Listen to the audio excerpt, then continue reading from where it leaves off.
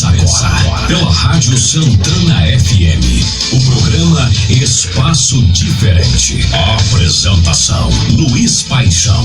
Uma realização CPDR, Centro de Apoio à Pessoa com Deficiência do Ribeirão.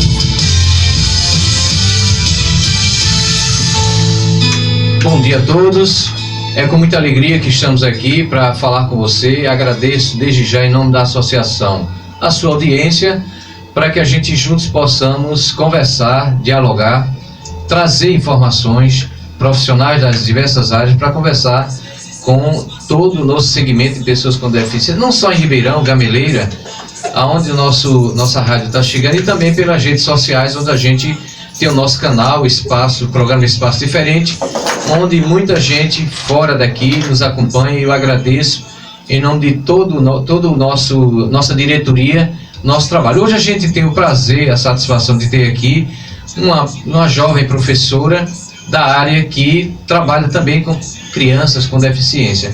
É a professora Jéssica Moura, que trabalha na cidade de Gameleira, na escola estadual Jaime Monteiro, e tem aqui uma experiência a falar conosco nessa área. Bom dia, Jéssica. Bom dia a todos da Rádio Santana FM. E hoje vim conversar um pouquinho sobre o atendimento educacional especializado com vocês. Muito bem, Jéssica, o que é esse atendimento especializado? Como funciona? O atendimento educacional especializado, ele é um atendimento hoje é ofertado tanto na rede estadual como na rede municipal também. E o público-alvo desse atendimento são todas as crianças e adolescentes com deficiência, algum transtorno global do desenvolvimento, TEA e superdotação, altas habilidades. Então esse é o público-alvo do atendimento. Esse atendimento é ofertado normalmente em salas de recurso. Eu trabalho numa sala de recurso lá no EREM Dr. Jaime Monteiro. Estou na área há quase 3 anos. Quais os desafios que você encontra enquanto professora para trabalhar com crianças com deficiência numa sala que é um atendimento especializado? Hoje, acho que o nosso maior desafio são a falta de diagnóstico precoce. Por exemplo, hoje eu não atendo crianças, eu atendo adolescentes. Então, quando esse adolescente chega na rede estadual sem um diagnóstico, é um desafio. É um desafio porque aí a gente sabe que aquele adolescente ele tem alguma deficiência, ele tem algum transtorno, mas ele chega sem esse laudo para que a gente possa dar um norte. Então, nosso primeiro desafio é esse, são os adolescentes que chegam na rede sem um laudo. Outro desafio também nosso é a falta de, como é que eu posso dizer? De formação específica para os profissionais. A gente percebe que hoje alguns educadores ainda têm uma certa resistência com a educação inclusiva, então eles também fazem parte dessa educação. Então a gente percebe que eles ainda hoje são um pouco resistentes a isso. A fala de alguns é que eu não estudei para isso não, eu sou formada em matemática, então eu não sei trabalhar com alunos com deficiência, por exemplo. Isso é um dos nossos maiores desafios hoje, é fazer com que esse profissional perceba a importância desse trabalho na vida desse adolescente, dessa criança. É interessante você dizer isso porque o adolescente, a criança na escola, ela vai precisar de todas as matérias, digamos assim, né? Ela tem que estar em conhecimento completo. E o que você acabou de dizer, Jéssica, é justamente essa necessidade de habilidade também dos outros profissionais que não estão na sala de recurso para, digamos assim, ter um trabalho completo do ponto de vista de atendimento. Isso, é um trabalho em conjunto, tanto o professor de sala regular quanto o professor especialista. A gente precisa trabalhar em conjunto, porque de fato eles vão trabalhar a matriz curricular do que é ofertado, tanto na rede estadual quanto na rede municipal, e o professor do atendimento, ele vai trabalhar a dificuldade, a potencialidade e a habilidade daquele aluno. Então, algumas intervenções que eu posso fazer, essa intervenção pode ser colocada em prática na sala regular, Por exemplo, o meu aluno com deficiência, ele não consegue fazer uma avaliação, por exemplo, com 15 questões, com textos muito grandes. Então, o que é que a gente pode fazer para que ele faça essa avaliação, mas dentro da possibilidade que ele consegue, dentro da potencialidade que ele consegue? Então, a gente faz as intervenções junto com o professor que está lá na ponta da sala regular. Então, o que é que o meu aluno consegue nessa avaliação aqui? O que é que ele consegue? Vamos reduzir os textos?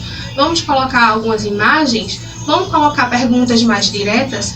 Então, é uma via de mão dupla. Eu vou fazer o meu trabalho, mas o professor da sala regular também vai fazer o trabalho dele. A gente tem que trabalhar em conjunto, essa é a ideia. Então, as coisas realmente, de fato, vai funcionar.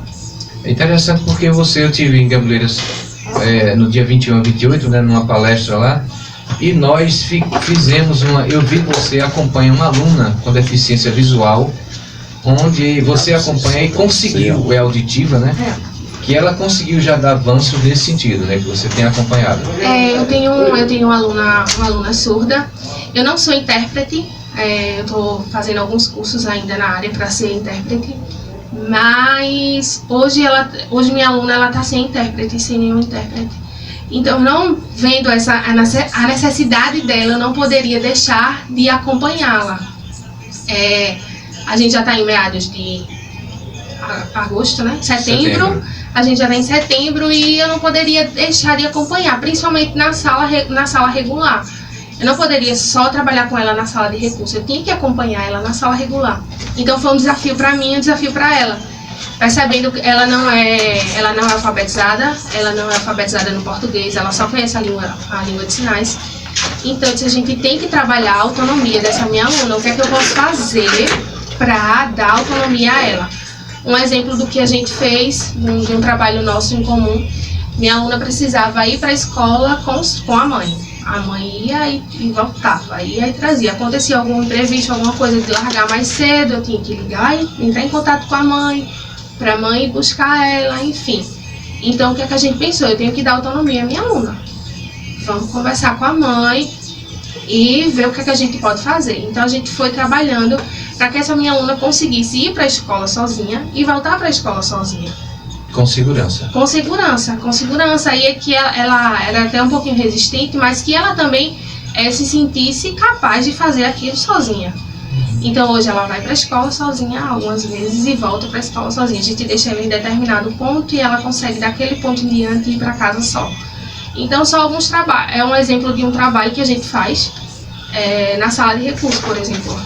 É uma das habilidades que a gente tenta desenvolver. É a autonomia desse estudante. Isso veja bem, eu acho que você colocou uma coisa na sua fala inicial de profissionais. Como é que está hoje o Estado, no caso da escola, além de você, que é uma pessoa que já trabalha diretamente, me parece que na região da Mata Sul tem uma deficiência de pessoas de apoio, né? Professores de apoio, é isso? Acontece isso? Acontece, assim, não é só na Mata Sul, a gente tem uma deficiência grande de profissionais que se sensibilizem com a causa e que de fato estudem, que vão para a área. A gente tem uma deficiência muito grande, a gente precisa de profissionais qualificados para trabalhar na educação especial. E hoje a gente não tem. Graças a Deus a gente está vendo um acrescento muito grande com relação a isso, mas ainda não supre a demanda. Cada dia mais a gente está tendo, os pais estão tendo acesso às informações e as crianças estão sendo laudadas com mais frequência. Então a gente percebe a necessidade de profissionais para trabalhar nessa área. E hoje a gente não tem o suficiente, entendeu? E precisa muito. Nós conversamos aqui com a nossa presidente do Sintep. Ela colocava essa demanda que o sindicato, né, no estado tem feito ao governo do estado de ampliar a questão que foi feito um concurso. Isso. Mas me parece que não atendeu. Não atendeu a demanda. Como eu falei anteriormente, a rede está recebendo cada vez mais alunos, estudantes com deficiência e não atendeu. O concurso reduziu a quantidade mínima para passar, então foram convocados, ainda estão em processo de convocação, mas aí não supre a demanda, não supre a demanda da rede. Você, enquanto uma pessoa que trabalha nessa área específica, Jéssica, como você enxerga um futuro, além de todo esse desafio que você está falando, na questão da educação na rede estadual, rede municipal?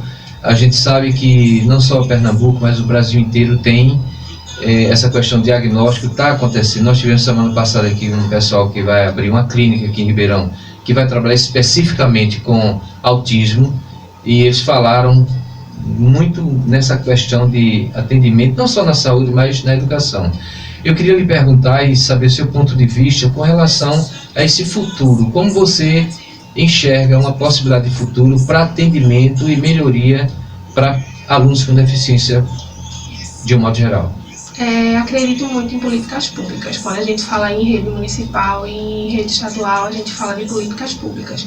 Mas políticas públicas que de fato aconteçam, que não fique apenas no papel não, porque a lei lá no papel ela já está. Nos garante muita coisa, mas o problema é fazer. Então a gente precisa de fato de pessoas que se sensibilizem, que tenham empatia com a causa e tire do papel essas políticas públicas e faça isso acontecer de fato. Acredito muito nisso, em políticas públicas com eficácia, sabe, que realmente aconteça. E a sensibilização de novos profissionais para a área. Eu acho que a gente precisa de fato ter consciência de que é uma área que está crescendo muito, né? Que é um leque muito grande quando a gente se fala em empregabilidade. É uma ótima oportunidade para quem está pensando em fazer alguma coisa e ainda não se encaixou. Pense em educação inclusiva, vai ler um pouquinho a respeito. A gente precisa de fato de profissionais que tenham essa vontade, essa curiosidade de trabalhar com pessoas com deficiência. É um desafio, é um ganho, mas a gente sai gratificada. Eu chego em casa todos os dias cansada, mas assim com a sensação de dever cumprido. Isso é a melhor sensação. Você trabalhar de fato com amor ao que você está fazendo, sabe, ter paixão por aquilo. Então eu acho que isso de fato realmente funciona. Então eu vejo de fato um futuro melhor do que a gente tá vivendo hoje. Mas assim, com políticas públicas de fato eficazes, com novos profissionais, né, atuando na área e com acesso a não só a laudo, sabe, mas acesso de fato a esse atendimento, independente da criança ou do adolescente ter um laudo ou não. O laudo é importante, mas o atendimento é mais importante do que o laudo. Com certeza. Isso que você está dizendo, eu acho que é o caminho, né? Você é uma pessoa que está, uma vocação, questão vocacional mesmo, né? De que acreditar e gostar de fazer o que faz. Professora Jéssica, a gente sabe, por exemplo, a nossa região é muito difícil em alguns aspectos, né? Eu sempre tenho dito aqui, não é uma questão só da sociedade, mas assim, política pública. A senhora falou bem no início que acredita, e nós acreditamos. Tirar do papel tudo isso é uma atitude, digamos assim, de gestões, seja estadual, municipal, seja onde for, de comprometimento com a causa, ou pelo menos de dar condições, não só o profissional de educação, mas também, principalmente, o aluno. A gente sabe que o seu trabalho, eu conheci agora nesse mês de agosto, e sei da dificuldade. Por exemplo, uma aluna que está com muita vontade, né, esqueci o nome dela, não sei se você lembra, em estudar para isso, começar a se capacitar para ser uma profissional nessa área. Isso é muito positivo, a gente vê isso, não é isso? É interessante que quando eu cheguei para trabalhar na escola que eu estou hoje, a gente viu um pouco de resistência dos alunos em si.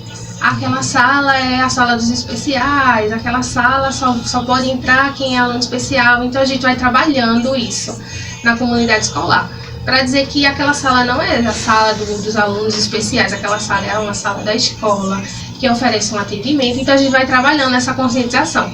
E mediante essa conscientização a gente também ganha muitos curiosos na causa, que é o caso de uma aluna específica nossa lá da escola.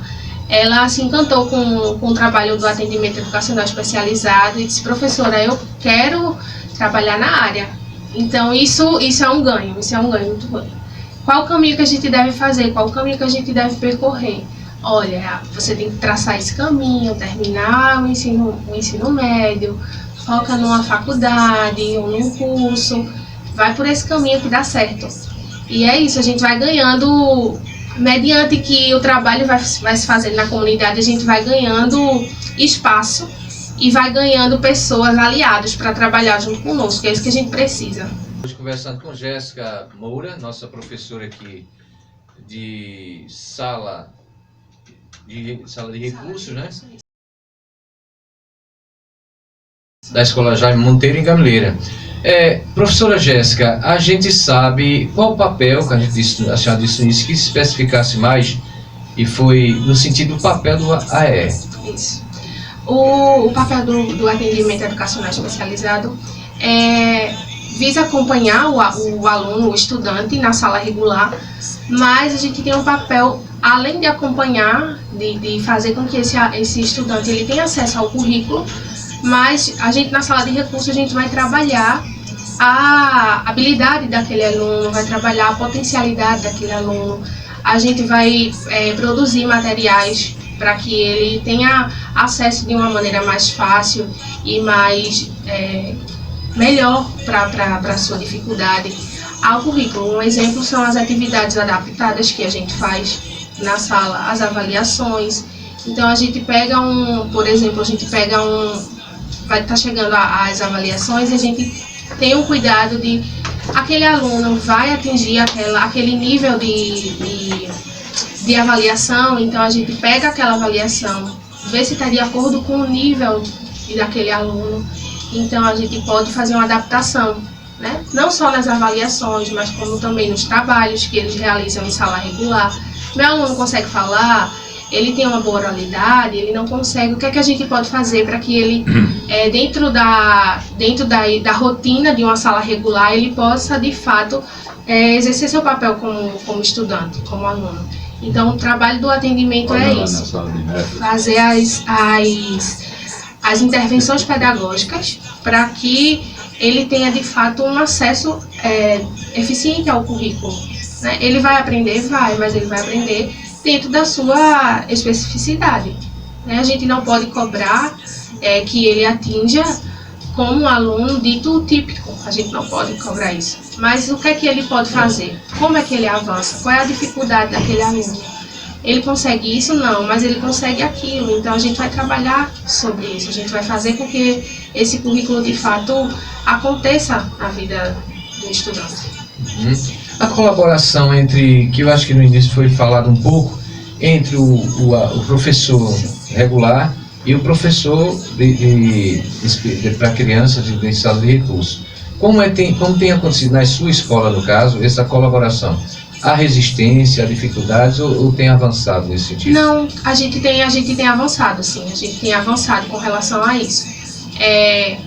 Não existia, falando na escola que eu estava antes,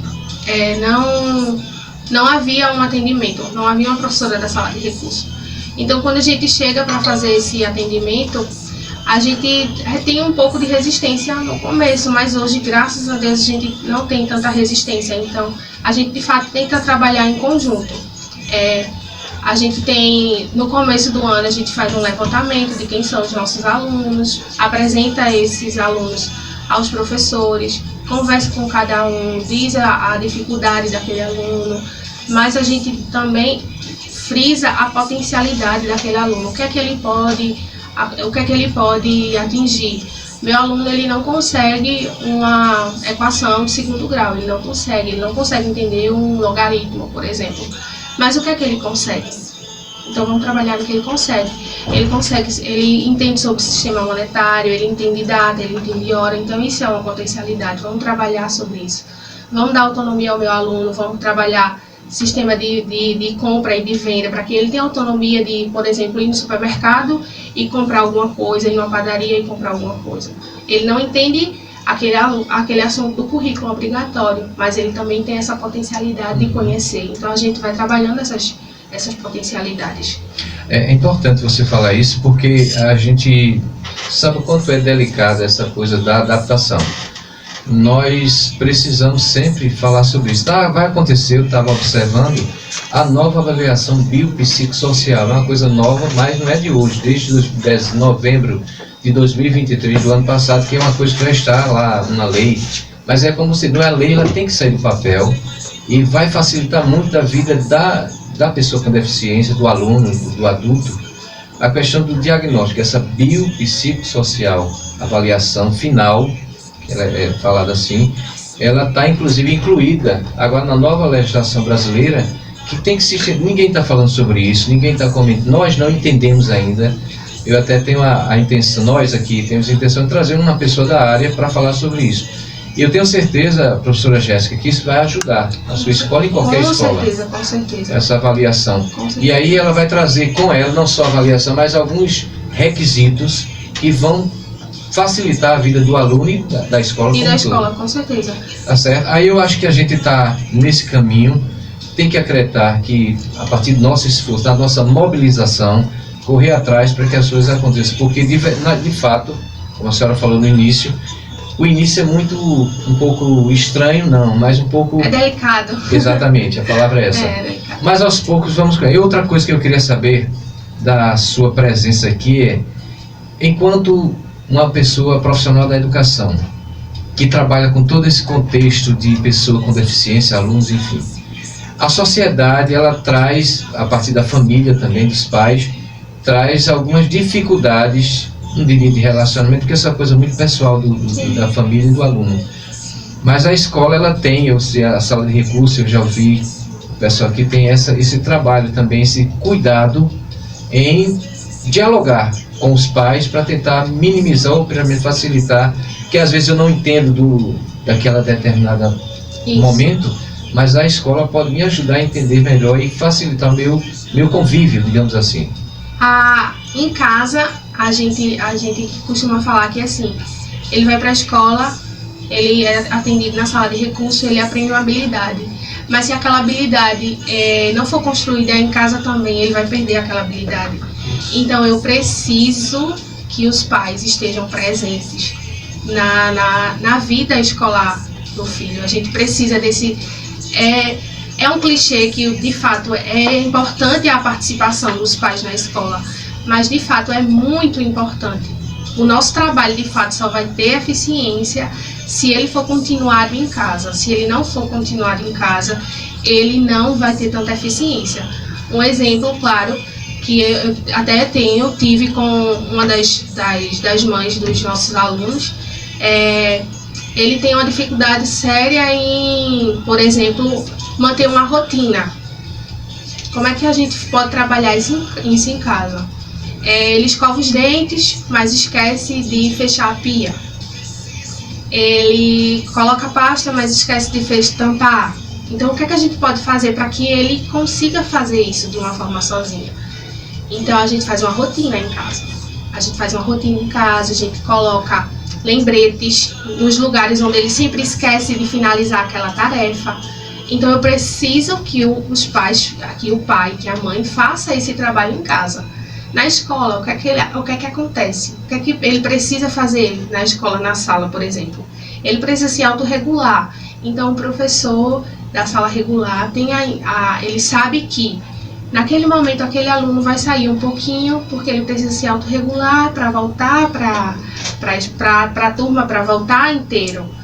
Entendeu? Ele precisa desse momento. Então a gente precisa tanto dos pais para dar continuidade no trabalho em casa, como também o entendimento dos profissionais de sala regular, que algumas coisas devem ser feitas de fato na sala. Eles precisam também entender. É um trabalho em conjunto, tanto dos pais como da comunidade escolar como um todo. Verdade. Essa habilidade, tudo isso tem sido trabalhado em conjunto, família, escola, família. Isso. Como a senhora vê também a possibilidade de um projeto, que não existe ainda, mas a possibilidade de um projeto nacional, estadual e municipais, que venha a coordenar. Existe já um mecanismo disso, só que, na minha opinião, professora, não está funcionando. Mas como agilizar essa realidade da pessoa com deficiência, do aluno com deficiência, em acesso não só ao conhecimento, que isso é a meta da escola, é o objetivo, mas que também haja essa preocupação com a vida social dele, que talvez, na sua opinião, talvez fuja um pouco da condição da escola. Mas esse trabalho conjunto, ele tem que ter também, além da escola, tem que ter a política pública, que a senhora falou no início, mas que ela esteja dentro desse contexto de fazer dessa criança, desse jovem, desse adolescente, uma pessoa com autonomia para o futuro. Isso. Eu acompanho os nossos alunos do primeiro ano ao terceiro ano. E aí é uma preocupação nossa. Hoje tenho 3 alunos que vai finalizar o terceiro ano, mas e aí? E depois? Quando eles saírem da escola? Esse trabalho vai ser continuado? Eles têm o direito de ir de fazer uma faculdade? Tem, mas na faculdade ele vai ser acompanhado, ele vai ser visto de uma forma diferente, ele vai ser entendido de uma forma diferente. Então, o meu trabalho, entre aspas, acaba no terceiro ano. Mas e aí? E o aluno? E o estudante? A vida dele parou? A gente sabe que alguns dos nossos estudantes com laudos, ele tem o benefício, mas muitos querem trabalhar. E aí, o que é que vai acontecer? É como se o ensino médio acabasse e por ali acabasse uma vida. Então a gente precisa trabalhar realmente, precisa ver políticas públicas para que quando esse aluno saia do ensino médio, ele tenha alguma coisa que possa puxar para isso. É uma oferta de trabalho, é uma faculdade, eles têm sonhos, como todos nós temos sonhos. Verdade. Eles têm sonhos, mas aí a gente se esbarra em muita dificuldade, muita coisa que é só no papel, mas de fato isso não acontece. Então a gente precisa de fato de políticas públicas, de ações, de programas, que quando aquele aluno saia do ensino médio, ele tenha o que se fazer. Ele não só se acostume lá com o seu benefício e pronto, não. Eles têm sonhos, eles querem buscar, né? E acho que a gente deve investir nisso, no sonho deles, porque eles conseguem sim, eles conseguem ter uma vida como qualquer outra pessoa. Verdade, eu conheço alguns casos que já têm nível superior, mas eles batalharam muito para isso, não foi tão simples como a gente pensa. A escola, ela tem esse papel. Agora, enquanto sociedade, a gente tem observado que está havendo avanço, obviamente, mas são lentos e é como se fosse uma deficiência, digamos assim, que tem seu tempo. E a gente vê uma geração toda que está aí, a minha geração acho que já passou por tudo isso, né? E talvez tenha perdido muito essa geração nossa, mas tem aí o que a senhora acompanha, que são jovens, crianças, adolescentes, que podem mudar essa realidade, não só a nível estadual, mas a nível geral, em todo o país, do mundo inteiro. A forma como hoje a deficiência é encarada é muito falada, muito debatida, é até discurso para algumas situações, mas a gente percebe que é preciso fazer mais. A senhora tem dito isso, na sua escola, tem até um certo ponto vocês acompanham. E depois, onde estão o outro mecanismo para dar acesso a emprego? A empregabilidade é um problema hoje. Depois da reforma trabalhista, houve todo um processo que as pessoas sabem disso e muitas não se fala, de dificuldade, por exemplo, ao mercado de trabalho. Existe hoje, e eu acho que a senhora com certeza sente isso, qualquer pessoa que está nos ouvindo, sabe a dificuldade que é uma pessoa com deficiência arrumar um emprego. Arrumar primeiro que já tem aquele tabu que coloca na cabeça dele que vai perder o benefício e vai ficar sem nada. Isso não é verdade, tem meios de você arrumar um emprego, você trabalha, se você for demitido lá na frente, você dá a entrada e volta a receber. O que precisa é essa informação e que as pessoas não deixem de realizar o seu sonho, como a senhora disse. Não deixem de realizar seu sonho porque eu vou perder o meu benefício. Isso não existe. É uma fala, acho que até cultural, né? Assim, infelizmente, é uma informação errada que foi passada e hoje na sociedade é dita como verdade, mas a gente precisa dizer que não é verdade. Então, um estudante com deficiência que consiga algum trabalho porventura, ele vai perder seu benefício naquele momento, ele vai trabalhar, vai receber o seu salário, mas porventura ele se fica desempregado, ele volta a receber o seu benefício. Então a gente precisa dizer isso à sociedade, porque às vezes também os pais não incentivam os filhos a trabalharem, a sonharem, a buscar, porque já está acomodado ali com aquele dinheiro. Infelizmente, a gente precisa também falar disso. É duro, mas a gente precisa falar. Eles se acostumam, eu não vou incentivar meu filho a trabalhar, a sonhar, porque ele já tem um dele garantido. E eles podem muito mais, eles podem muito mais. Com certeza. Eu vejo o quanto é forte essa questão. A Paralimpíadas foi um exemplo. As medalhas vieram, foi todo muito mais que os ditos normais dos atletas das Olimpíadas. E é um exemplo, por exemplo, não só de falar de deficiente, que tem toda uma conjuntura que pode melhorar muito, mas é fato. A Paralimpíada no Brasil, no mundo inteiro, o Brasil deu um exemplo de como se conseguir fazer as coisas e conquistar com muito suor, com todos aqueles atletas. Quem acompanhou através da mídia viu que o Brasil realmente se saiu muito bem. Muito bem. Falando de esportes e também de educação, a gente sabe o quanto é necessário esse olhar, não só de governo, de políticos, de mandatos, mas da sociedade. Eu queria saber da senhora como a senhora vê essa organização, como as pessoas estão se empenhando em ajudar ou se ajudarem nesse sentido. Você falou da Olimpíada e me inquietou, porque a gente assistiu a Olimpíada, passou nos canais, então todo mundo assistiu. Quem queria assistir, assistiu. E quando foi nas Paralimpíadas, não mostrou em canal aberto, em TV aberta. Então, infelizmente, a gente já vê daí uma diferença muito grande. A gente pôde acompanhar, porque a gente vai no canal do YouTube, procura, vê, acha em TV fechada, mas em TV aberta só se falava quando o atleta ele conseguia uma medalha. Então não foi visto, sabe? A gente deixou de ver muita coisa. Então quando são os atletas típicos, foi passado em rede nacional e se parava para assistir. E a gente não tem essa visibilidade na Paralimpíada. Infelizmente.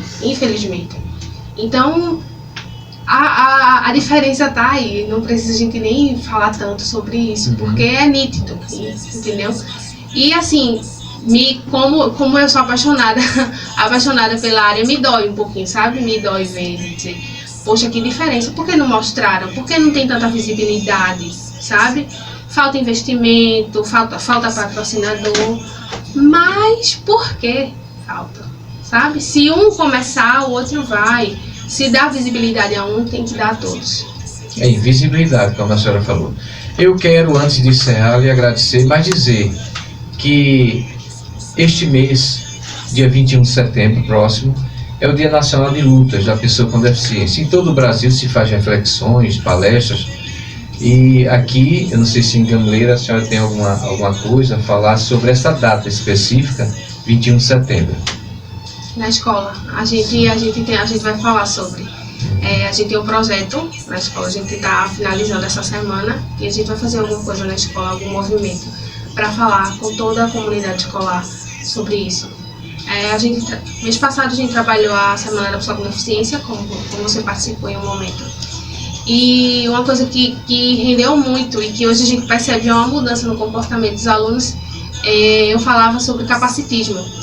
E hoje a gente já vê nos corredores o cuidado dos alunos em falar certas coisas. Então, tia, olha, eles falam, tia, eu aprendi que não pode falar isso. Tia, aquilo é capacitismo, né? Eu disse, então assim, a gente nessas datas, a gente tem que falar, a gente tem que conversar com a comunidade escolar. A gente passa nas salas, pega uns 10 minutinhos da aula do professor, se a gente precisa falar de uma pauta importante, então a gente vai falar sobre isso. É nesse sentido. Professora, muito obrigado. Foi muito bom o seu esclarecimento, sua experiência aqui em Gameleira, e a gente sabe que esse espaço, digo sempre, está aberto a conversar sobre isso. É para isso que o Espaço Diferente existe, é falar de tudo, mas principalmente de educação inclusiva, de acesso a um monte de situações que o nosso público, o nosso povo precisa. Então, quero agradecer pelo seu aceitar o convite para vir aqui conversar conosco, e eu deixo o microfone para as suas palavras finais. Eu agradeço a participação, agradeço a todos os ouvintes, e dizer que o atendimento educacional especializado é um atendimento que, de fato, ele acontece quando se tem profissionais que gostam e que trabalham e que têm paixão pela área, pela educação. Dizer que é uma ótima oportunidade para quem está aí pensando no que fazer. A gente precisa de profissionais nessa área, existe uma carência muito grande. Então, se você tem um pouquinho de paixão pela educação, vou ler um pouquinho sobre a educação inclusiva. E foi assim que isso aconteceu comigo. Eu era formada há muito tempo e nunca tinha ido para a educação porque eu não me via atuando numa sala de aula. Não me via nessa questão. Então, eu fui ler sobre a educação inclusiva. Estava se falando muito sobre o autismo e isso me inquietou. Eu vou ler um pouquinho sobre. E quando eu comecei a ler, comecei a conhecer o que de fato o atendimento fazia, com quem ele trabalhava, o público que ele trabalhava, isso me encantou. Então, é uma ótima oportunidade para quem está pretendendo aí entrar na carreira de educação. Tem um olhar para a educação inclusiva. Eu dizia que a gente era minoria, hoje a gente não é tão mais minoria assim. Verdade. Então, a gente está crescendo, né? A educação inclusiva está ganhando força, isso é muito importante. É isso, agradeço o espaço, agradeço o convite e estou aqui. Pronta para outras oportunidades. Com certeza, Jéssica. Obrigado, viu? Eu agradeço. Antes de encerrar, eu quero dizer que próxima semana a gente já está em uma agenda fechada e a gente precisa só, dia 23, tem uma proposta já de uma palestra aqui com o professor escritor Magno Dias, aqui em Ribeirão. Ele só está vendo os detalhes, locais, o local, e para a gente anunciar. Todos estão convidados, pessoas com deficiências ou não, para a gente ouvir do Magno Dias, que é um psicanalista, uma pessoa que já faz isso há muito tempo. Ele tem sido convidado para vários lugares. A gente está juntos, a parceria da Sala de Recursos, a CPDR, a gente está fazendo esse movimento para que, já que 21 é um sábado, e a gente avaliou assim, se é muito ruim para as pessoas de feira, a gente botou para segunda-feira 23, a gente poder convidar você. Quando tiver todo o local, a gente vai divulgar amplamente, não só nas redes sociais, não só a você, Jéssica, mas também a qualquer um, a Luciana que está aqui, que também é professora, a Amanda, ao meu amigo, nosso amigo Josinaldo, a todos. Eu acho que é uma coisa que tem que se falar e tem que se ouvir, principalmente uma pessoa como Magno, que tem uma experiência já, e também ele é uma pessoa dinâmica, ele vai abrir espaço para ter também a participação coletiva da plateia, que a gente esteja lá, para a gente conversar. E eu tenho dito isso porque já posso falar que é fato. E outras coisas a gente vai correr atrás. Agradeço mais uma vez, Jéssica, pelo seu trabalho. Você tem sido uma pessoa que, o pouco que eu vi, é realmente um trabalho muito voluntário, mas é um voluntário que está, diante de tudo isso, se destacando. Parabéns. Obrigada. Pelo seu profissionalismo. A todos vocês, um bom final de semana e até a próxima sexta-feira, dia 20, se Deus quiser.